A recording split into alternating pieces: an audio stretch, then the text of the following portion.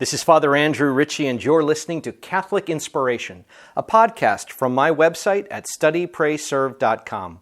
These homilies, presentations, and retreats form part of my ministry as a Catholic priest for the Diocese of Superior. And now I invite you to open your hearts to some Catholic inspiration.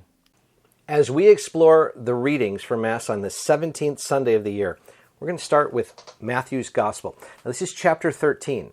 For the last 2 weekends, we've been hearing out of chapter 13. This is our third installment. Jesus said to his disciples, "The kingdom of heaven is like a treasure buried in a field, which a person finds and hides again, and out of joy goes and sells all that he has and buys that field. Again, the kingdom of heaven is like a merchant searching for fine pearls. When he finds a pearl of great price, he goes and sells all that he has and buys it. Again, the kingdom of heaven is like a net thrown into the sea, which collects fish of every kind. When it is full, they haul it ashore and sit down to put what is good into buckets. What is bad, they throw away.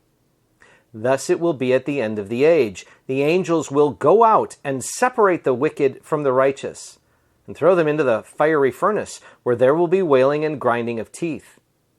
Do you understand all these things?" They answered, "Yes." And he replied, "Then every scribe who has been instructed in the kingdom of heaven is like the head of a household, who brings from his storeroom both the new and the old." As we continue on, now this is in chapter 13, this is verses 44 to 52. And these particular parables continue to round out what we've been hearing for these last 2 weeks. So let's talk about them, right? The kingdom of heaven. It can be like a treasure in the field.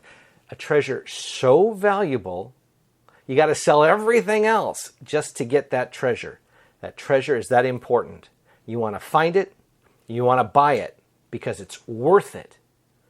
That's echoed again in the pearl of great price. A pearl so precious that its value is greater than everything else you have. So you sell it all to hold on to that pearl. It's that valuable. So the kingdom of heaven is not like other things. This is of exquisite value. It's precious, it's sacred, it's holy, and it's eternal. The kingdom of heaven is a big deal. But then we have a different parable, that the kingdom of heaven is like going fishing. And when you throw a net out, you never know what's going to swim into it. And there are fish that are very valuable, and then there's fish that nobody wants to have. So everything is collected. Everything is taken in. But when you get to shore, what's good, that you keep. What's bad, that gets thrown out. You don't want it. It goes in the dump, goes into the ground. It gets buried. It dies. It's not fruitful. Again, we had a similar parable with Jesus talking about the weeds and the wheat last weekend. That's also in Matthew chapter 13. Here what we have is this notion that there will be a reckoning. Everything will be pulled together. Everything will be sorted out. What's good you keep, what's bad you throw away. So this notion that the kingdom of heaven, not only is it precious and sacred, but there will be a review. And out of that review, our lives, they'll go down one of two paths. And there's a soberness to this, right? And it should be a sober reflection. Because it's meant to help us be spiritually fruitful.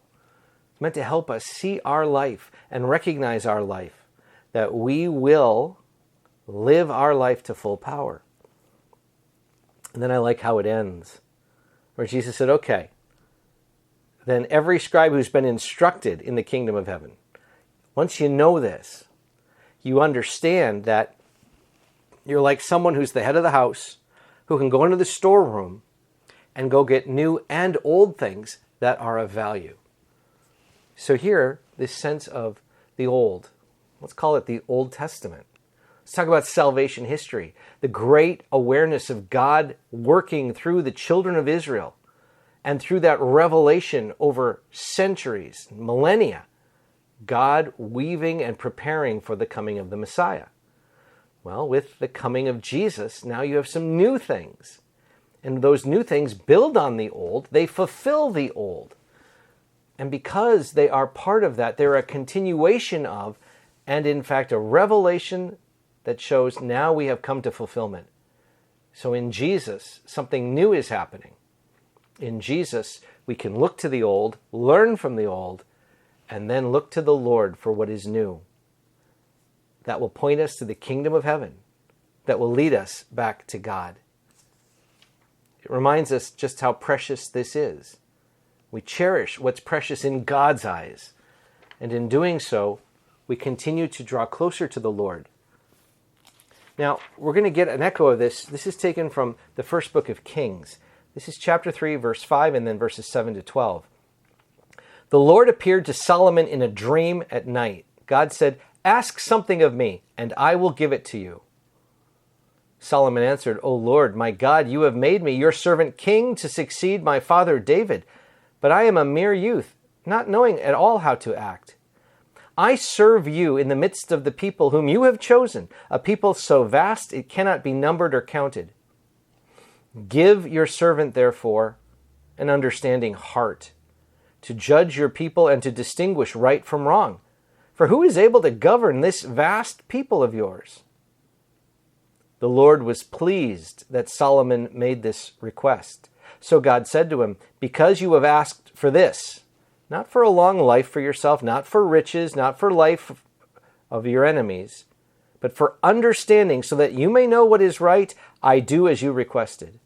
I give you a heart so wise and understanding that there has never been anyone like you up to now, and after you there will come no one to equal you." So here you have Solomon, really at the height of his wisdom. God comes to him. It's like the genie in the bottle. "Hey, I'm going to give you one wish. What do you want?" And Solomon says, "Lord, these are your people. You've made me king. I'm young. Lord, help me to distinguish right from wrong, to judge your people, so I can govern your people." In other words, Solomon is praying for something that will help God's people. That's a beautiful prayer request. And God is pleased with it. Solomon didn't ask for wealth. He didn't ask for a long life. He didn't ask that all the enemies would knock over. He asked for understanding, to know right from wrong. Now we know that later in his life, Solomon will depart from his wisdom. He will fall into grave error. But my friends, it's this piece right now that we hold up. Solomon gets it right. He's longing to make a prayer that will help him either grow closer to God or help other people grow closer to God. Why? Because he will be able to distinguish right from wrong as he governs this people and leads them closer to God. That's a beautiful prayer, and frankly, one that we can reflect on for ourselves. For when we pause to think about, what is it we should really be praying for? Well, friends, ultimately, we're praying that we understand right from wrong so that we can make the journey through this life to the kingdom of heaven, that which is most precious, the pearl of great price, the treasure in the field. For there will be a day of reckoning. And we want to be on the side of right. We want to be able to look to the Lord, seek the Lord, and love the Lord. It's a beautiful prayer that Solomon gives that we can emulate each and every day. Now, the psalm is Psalm 119, and the response is, "Lord, I love your commands. I have said, O Lord, that my part is to keep your words. The law of your mouth is to me more precious than thousands of gold and silver pieces. Let your kindness comfort me, according to your promise to your servants. Let your compassion come to me that I may live, for your law is my delight.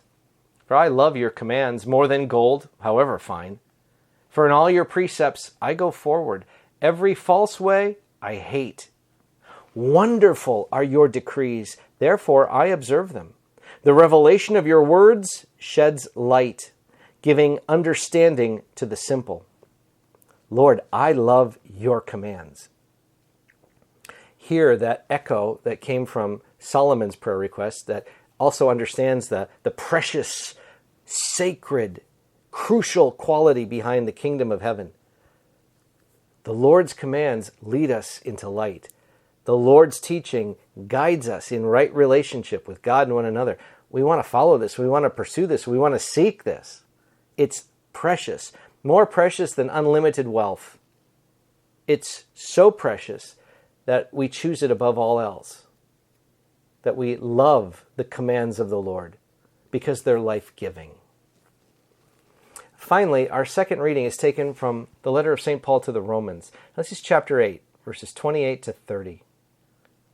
Brothers and sisters, we know that all things work for good for those who love God, who are called according to his purpose. For those he foreknew, he also predestined to be conformed to the image of his Son, so that he might be the firstborn among many brothers and sisters. And those he predestined, he also called. And those he called, he also justified. And those he justified, he also glorified. That those called by God, friends, are conformed to the image of his Son. That to seek out the face of Jesus is to seek to become like Jesus.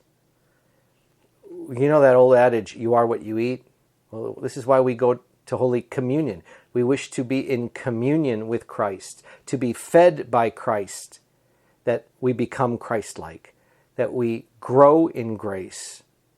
It's the body of Jesus strengthening our body, the blood of Jesus that runs through our veins. And so here, this notion then that God is working for our goodness, and that as we long to love the Lord, as we seek out the Lord, there are blessings that come to us in that. And these blessings are powerful. These blessings are the fulfillment of God's purpose. That God longs for us to be in right relationship. And thus, out of that longing, when we're striving, when we're seeking, when we're reaching, when we're repenting, we're pleasing God. This is the notion then about how we give glory to God and are glorified by God. May we seek the Lord, my friends, each and every day, with all our heart, with all our soul. Powerful readings to reflect on, to keep before us what is most precious, what's most sacred in this life. Because, friends, we're pilgrims passing through, and one day, when this world ends, we will stand before the Lord, and there will be a reckoning. May we cling to what is precious and most valuable, so that we will keep the treasure that is eternal, the treasure that is our relationship with God for all of time. God bless you all. This is Father Andrew Ritchie, and I hope you enjoyed this episode of Catholic Inspiration. These homilies, podcasts, presentations, and retreats are part of my ministry. And folks, if you found it helpful, please feel free to share my podcast with someone you know and love in the hopes that it will help them in their journey of faith. And you can help me if you just go back to your podcast engine and write me a rating and a review. I keep all my listeners in my daily prayers, and I ask that you remember me in yours as well. God bless you, my friends.